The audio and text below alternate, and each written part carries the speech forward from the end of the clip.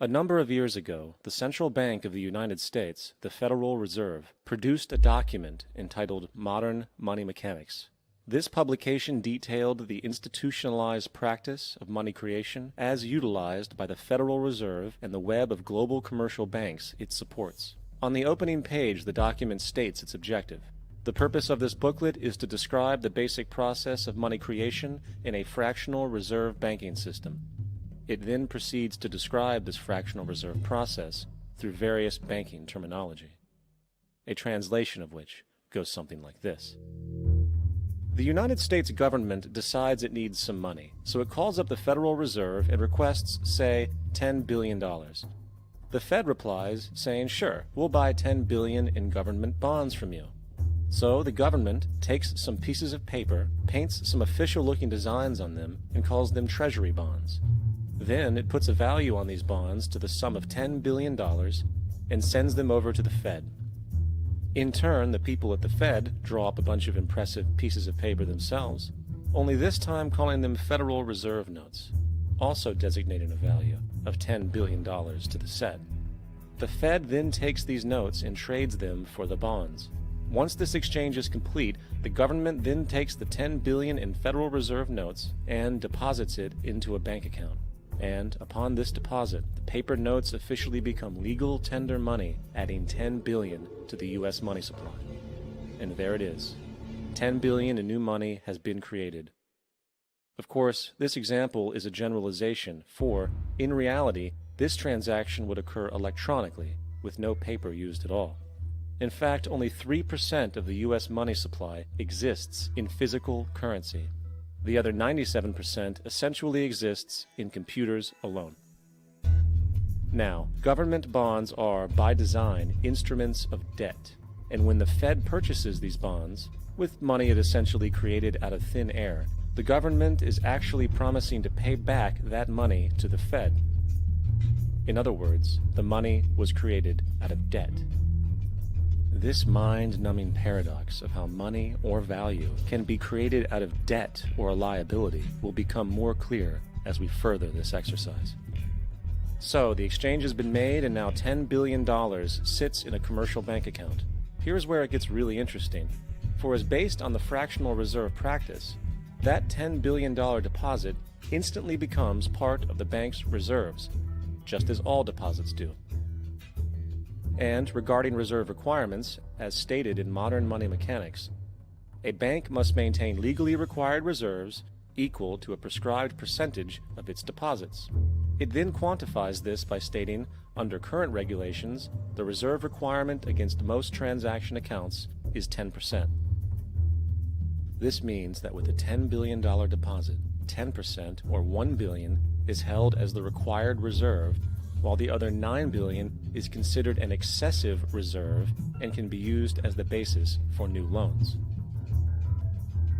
Now, it is logical to assume that this $9 billion is literally coming out of the existing $10 billion deposit. However, this is actually not the case. What really happens is that the $9 billion is simply created out of thin air on top of the existing $10 billion deposit. This is how the money supply is expanded. As stated in modern money mechanics, of course they, the banks, do not really pay out loans from the money they receive as deposits. If they did this, no additional money would be created.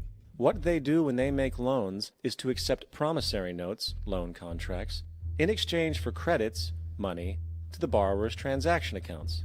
In other words, the $9 billion can be created out of nothing simply because there is a demand for such a loan and that there is a $10 billion deposit to satisfy the reserve requirements. Now, let's assume that somebody walks into this bank and borrows the newly available $9 billion. They will then most likely take that money and deposit it into their own bank account. The process then repeats, for that deposit becomes part of the bank's reserves. 10% is isolated, and in turn 90% of the $9 billion, or $8.1 billion, is now available as newly created money for more loans. And of course, that 8.1 can be loaned out and redeposited, creating an additional 7.2 billion, to 6.5 billion, to 5.9 billion, etc. This deposit money creation loan cycle can technically go on to infinity. The average mathematical result is that about $90 billion can be created on top of the original $10 billion. In other words, for every deposit that ever occurs in the banking system, about 9 times that amount can be created out of thin air. Money jitters? Ask the obliging Bank of America for a jar of soothing instant money, M-O-N-E-Y, in the form of a convenient personal loan. So, now that we understand how money is created by this fractional reserve banking system, a logical yet elusive question might come to mind. What is actually giving this newly created money value? The answer? The money that already exists. The new money essentially steals value from the existing money supply. For the total pool of money is being increased irrespective to demand for goods and services. And as supply and demand finds equilibrium, prices rise, diminishing the purchasing power of each individual dollar. This is generally referred to as inflation, and inflation is essentially a hidden tax on the public. What is the advice that you generally get? And that is, inflate the currency. They don't say debase the currency. They don't say devalue the currency. They don't say cheat the people who are saved. They say lower the interest rates. The real deception is when we distort the value of money. When we create money out of thin air, we have no savings, yet there's so-called capital. So my question boils down to this: how in the world can we expect to solve the problems of inflation, that is, the increase in the supply of money, with more inflation? Of course, it can't. The fractional reserve system of monetary expansion is inherently inflationary. For the act of expanding the money supply, without there being a proportional expansion of goods and services in the economy, will always debase a currency. In fact, a quick glance at the historical values of the US dollar versus the money supply reflects this point definitively, for the inverse relationship is obvious. $1 in 1913 required $21.60 in 2007 to match value. That is a 96% devaluation since the Federal Reserve came into existence. Now, if this reality of inherent and perpetual inflation seems absurd and economically self-defeating, hold that thought, for absurdity is an understatement in regard to how our financial system really operates. For in our financial system, money is debt. And debt is money. Here is a chart of the U.S. money supply from 1950 to 2006. Here is a chart of the U.S. national debt for the same period. How interesting it is that the trends are virtually the same. For the more money there is, the more debt there is. The more debt there is, the more money there is. To put it a different way, every single dollar in your wallet is owed to somebody by somebody. For remember, the only way the money can come into existence is from loans. Therefore, if everyone in the country were able to pay off all debts, including the government, there would not be $1 in circulation.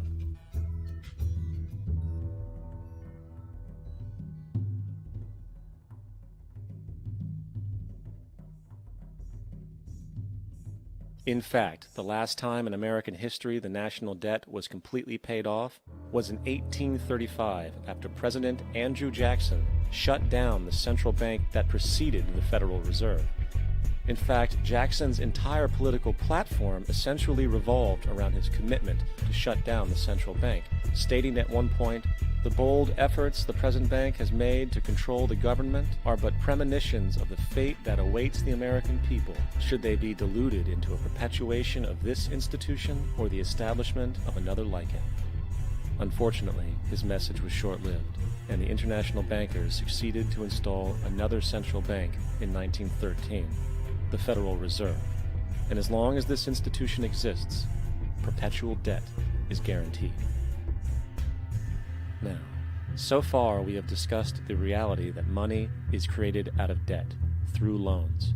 These loans are based on a bank's reserves, and reserves are derived from deposits. And through this fractional reserve system, any one deposit can create 9 times its original value, in turn debasing the existing money supply, raising prices in society. And since all this money is created out of debt and circulated randomly through commerce, people become detached from their original debt, and a disequilibrium exists where people are forced to compete for labor in order to pool enough money out of the money supply to cover their costs of living. As dysfunctional and backwards as all of this might seem, there is still one thing we have omitted from this equation. And it is this element of the structure which reveals the truly fraudulent nature of the system itself: the application of interest. When the government borrows money from the Fed, or when a person borrows money from a bank, it almost always has to be paid back with accrued interest. In other words, almost every single dollar that exists must be eventually returned to a bank with interest paid as well. But if all money is borrowed from the central bank and is expanded by commercial banks through loans, only what would be referred to as the principal is being created in the money supply. So then, where is the money to cover all of the interest that is charged? Nowhere. It doesn't exist. The ramifications of this are staggering, for the amount of money owed back to the banks will always exceed the amount of money that is available in circulation. This is why inflation is a constant in the economy, for new money is always needed to help cover the perpetual deficit built into the system, caused by the need to pay the interest. What this also means is that mathematically, defaults and bankruptcy are literally built into the system, and there will always be poor pockets of society that get the short end of the stick. An analogy would be a game of musical chairs, for once the music stops, somebody is left out to dry. And that's the point. It invariably transfers true wealth from the individual to the banks. For if you are unable to pay for your mortgage, they will take your property. This is particularly enraging when you realize that not only is such a default inevitable due to the fractional reserve practice, but also because of the fact that the money that the bank loaned to you didn't even legally exist in the first place. In 1969, there was a Minnesota court case involving a man named Jerome Daley, who was challenging the foreclosure of his home by the bank which provided the loan to purchase it. His argument was that the mortgage contract required both parties, being he and the bank, each put up a legitimate form of property for the exchange. In legal language, this is called consideration.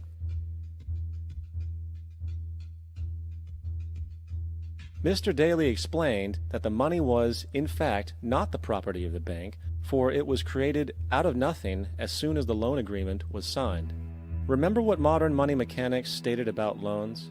What they do when they make loans is to accept promissory notes in exchange for credits. Reserves are unchanged by the loan transactions, but deposit credits constitute new additions to the total deposits of the banking system. In other words, the money doesn't come out of their existing assets. The bank is simply inventing it, putting up nothing of its own, except for a theoretical liability on paper. As the court case progressed, the bank's president, Mr. Morgan, took the stand, and in the judge's personal memorandum, he recalled that the plaintiff, bank's president, admitted that, in combination with the Federal Reserve Bank, did create the money and credit upon its books by bookkeeping entry. The money and credit first came into existence when they created it. Mr. Morgan admitted that no United States law or statute existed which gave him the right to do this. A lawful consideration must exist and be tendered to support the note. The jury found that there was no lawful consideration, and I agree. He also poetically added, only God can create something of value out of nothing. And upon this revelation, the court rejected the bank's claim for foreclosure, and Daley kept his home. The implications of this court decision are immense. For every time you borrow money from a bank, whether it is a mortgage loan or a credit card charge, the money given to you is not only counterfeit, it is an illegitimate form of consideration, and hence voids the contract to repay, for the bank never had the money as property to begin with. Unfortunately, such legal realizations are suppressed and ignored, and the game of perpetual wealth transfer and perpetual debt continues. And this brings us to the ultimate question: why? During the American Civil War, President Lincoln bypassed the high-interest loans offered by the European banks and decided to do what the Founding Fathers advocated, which was to create an independent and inherently debt-free currency. It was called the greenback. Shortly after this measure was taken, an internal document circulated between private British and American banking interests stated, "Slavery is but the owning of labor and carries with it the care of laborers, while the European plan is that capital shall control labor by controlling wages. This can be done by controlling the money. It will not do to allow the greenback, as we cannot control that." The fractional reserve policy perpetrated by the Federal Reserve, which has spread in practice to the great majority of banks in the world, is, in fact, a system of modern slavery. Think about it. Money is created out of debt. And what do people do when they are in debt? They submit to employment to pay it off. But if money can only be created out of loans, how can society ever be debt-free? It can't. And that's the point. And it is the fear of losing assets coupled with the struggle to keep up with the perpetual debt and inflation inherent in the system, compounded by the inescapable scarcity within the money supply itself, created by the interest that can never be repaid, that keeps the wage slave in line, running on the hamster wheel with millions of others, in effect powering an empire that truly benefits only the elite at the top of the pyramid. For, at the end of the day, who are you really working for? The banks. Money is created in a bank and invariably ends up in a bank. They are the true masters, along with the corporations and governments they support. Physical slavery requires people to be housed and fed. Economic slavery requires people to feed and house themselves. It is one of the most ingenious scams for social manipulation ever created, and at its core, it is an invisible war against the population. Debt is the weapon used to conquer and enslave societies, and interest is its prime ammunition.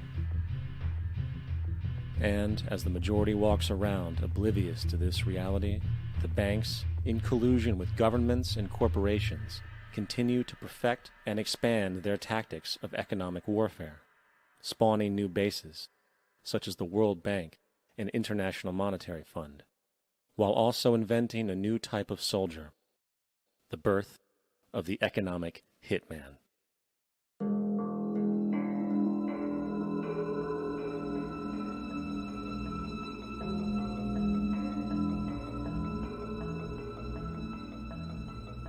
We economic hitmen really have been the ones responsible for creating this first truly global empire. And we work many different ways.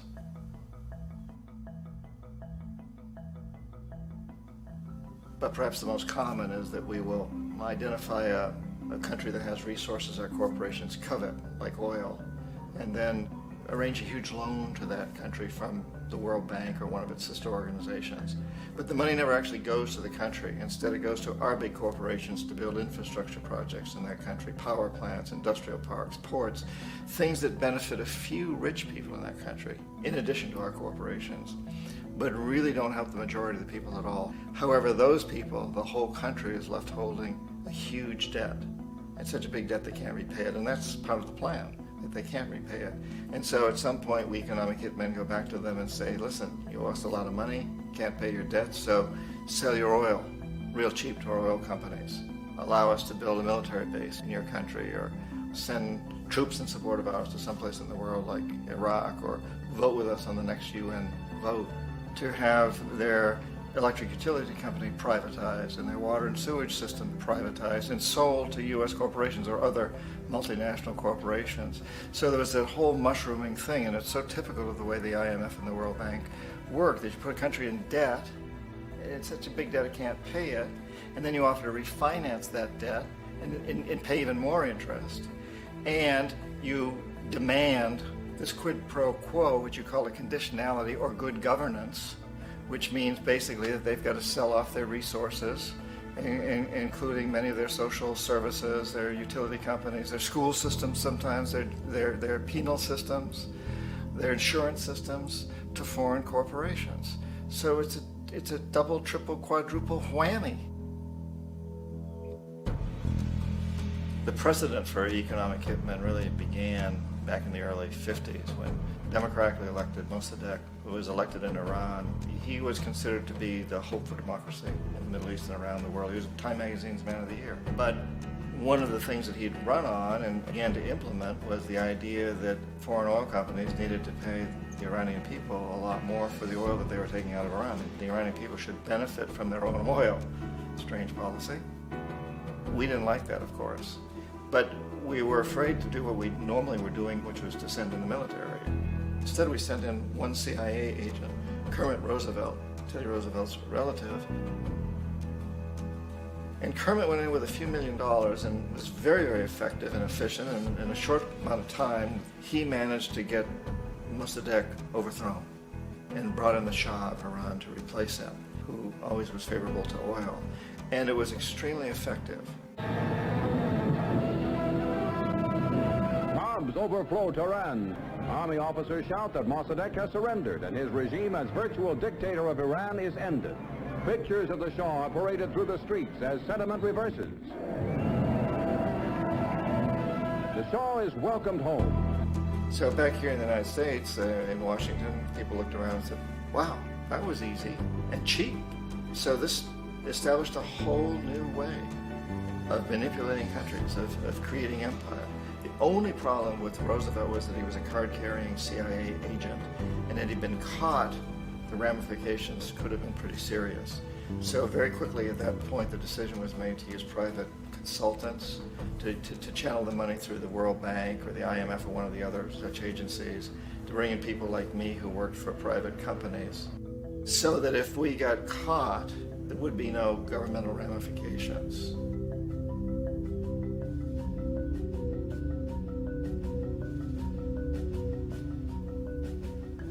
When Arbenz became president of Guatemala, the country was very much under the thumbs of United Fruit Company, the big international corporations. And Arbenz ran on this ticket that says, you know, we want to get the land back to the people. And once he took power, he was implementing policies that would do exactly that, give the land rights back to the people. United Fruit didn't like that very much.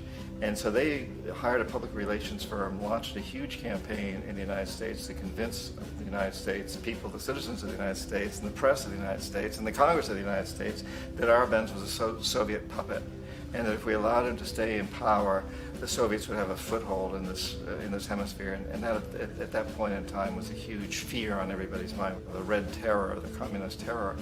And so, to make a long story short, out of this public relations campaign came a commitment on the part of the CIA and the military to take this man out. And in fact, we did. We sent in planes, we sent in soldiers, we sent in jackals, we sent everything in to take him out, and did take him out. And as soon as he was removed from office, the new guy that took over after him basically reinstated everything to the big international corporations, including United Fruit.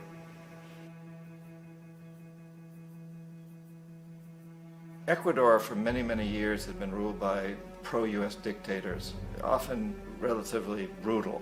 Then it was decided that they were going to have a truly democratic election. Jaime Roldos ran for office. And his main goal, he said, as president would be to make sure that Ecuador's resources were used to help the people. And he won, overwhelming, by more votes than anybody had ever won anything in Ecuador. And he began to implement these policies to make sure that the profits from oil went to help the people. Well, we didn't like that in the United States. I was sent down as one of several economic hitmen to change Roldos, to corrupt him, to bring him around, to let him know, okay, you can get very rich, you and your family, if you play our game, but if you continue to try to keep these policies you've promised, you're going to go. He wouldn't listen. He was assassinated. As soon as the plane crashed, the whole area was cordoned off. The only people allowed in were U.S. military from a nearby base and some of the Ecuadorian military. When an investigation was launched, Two of the key witnesses died in car accidents before they had a chance to testify. A lot of very, very strange things that went on around the assassination of Jaime Roldos. I, like most people who've really looked at this case, have absolutely no doubt that it was an assassination. And of course, in my position as an economic hitman, I was always expecting something to happen to Jaime, whether it be a coup or assassination, I wasn't sure, but that he would be taken down because he was not being corrupted. He would not allow himself to be corrupted the way we wanted to corrupt him.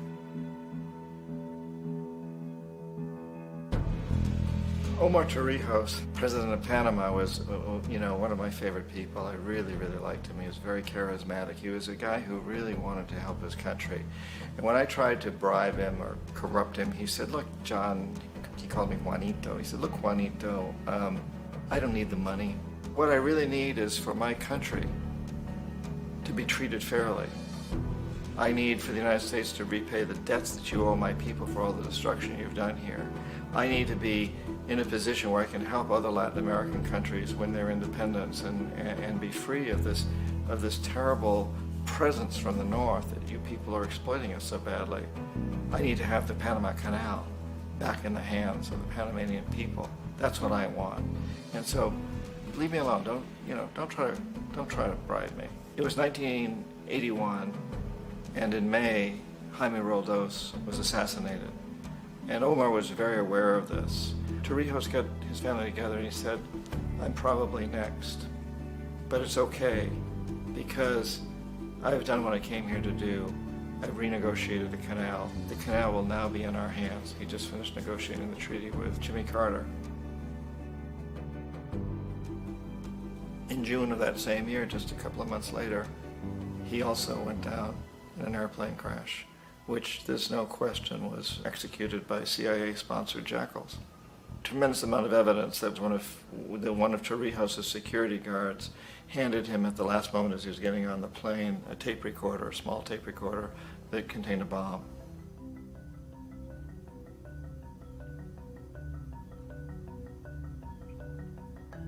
It is interesting to me how this system has continued pretty much the same way for years and years and years, except the economic hitmen have got better and better and better. Then we come up with, very recently, what happened in Venezuela. In 1998, Hugo Chavez gets elected president, following a long line of presidents who had been very corrupt and basically destroyed the economy of the country. And Chavez was elected amidst all that. Chavez stood up to the United States, and he's done it primarily demanding that Venezuelan oil be used to help the Venezuelan people. Well, we didn't like that in the United States. So in 2002, a coup was staged, which there's no question in my mind, and most other people's minds, that the CIA was behind that coup.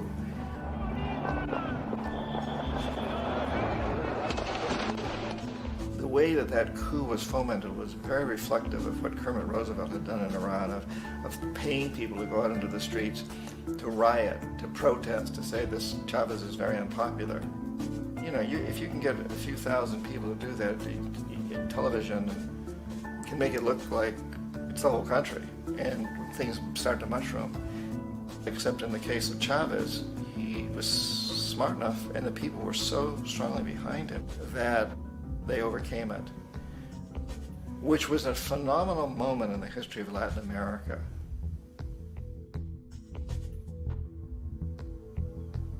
Iraq actually is a perfect example of the way the whole system works. So we economic hitmen are the first line of defense. We go in and we try to corrupt governments and get them to accept these huge loans, which we then use as leverage to basically own them.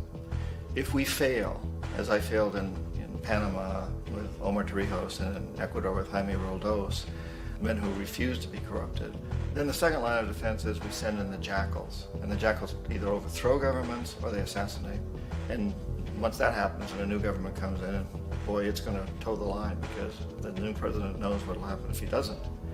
In the case of Iraq, both of those things failed. Economic hitmen were not able to get through to Saddam Hussein. We tried very hard. We tried to get him to accept a deal very similar to what the House of Saud had accepted in Saudi Arabia, but he wouldn't accept it. And so the jackals went in to take him out. they couldn't do it. His security was very good. After all, he had one time worked for the CIA. He'd been hired to assassinate a former president of Iraq and failed, but he knew the system.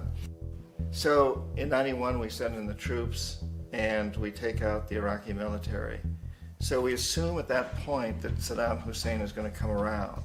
We could have taken him out, of course, at that time, but we didn't want to. He's the kind of strong man we like. He controls his people. We thought he could control the Kurds and keep the Iranians in their border and keep pumping oil for us. And that once we took out his military, now he's going to come around. So the economic hitmen go back in the 90s without success. If they'd had success, he'd still be running the country. We'd be selling him all the fighter jets he wants and everything else he wants. But they couldn't. They didn't have success. The Jackals couldn't take him out again. So we sent the military in once again, and this time we did the complete job and took him out, and in the process created for ourselves some very, very lucrative construction deals. We had to reconstruct a country that we'd essentially destroyed, which is a pretty good deal if you own construction companies, big ones. So, Iraq shows the three stages. The economic hitmen failed there, the Jackals failed there, and as a final measure, the military goes in. And in that way, we've really created an empire, but we've done it very, very subtly. It's clandestine. All the empires of the past were built on the military, and everybody knew they were building them. So the British knew they were building them, the French, the Germans, the Romans, the Greeks, and they were proud of it. And they always had some excuse, like spreading civilization, spreading some religion, something like that. But they knew they were doing it. We don't.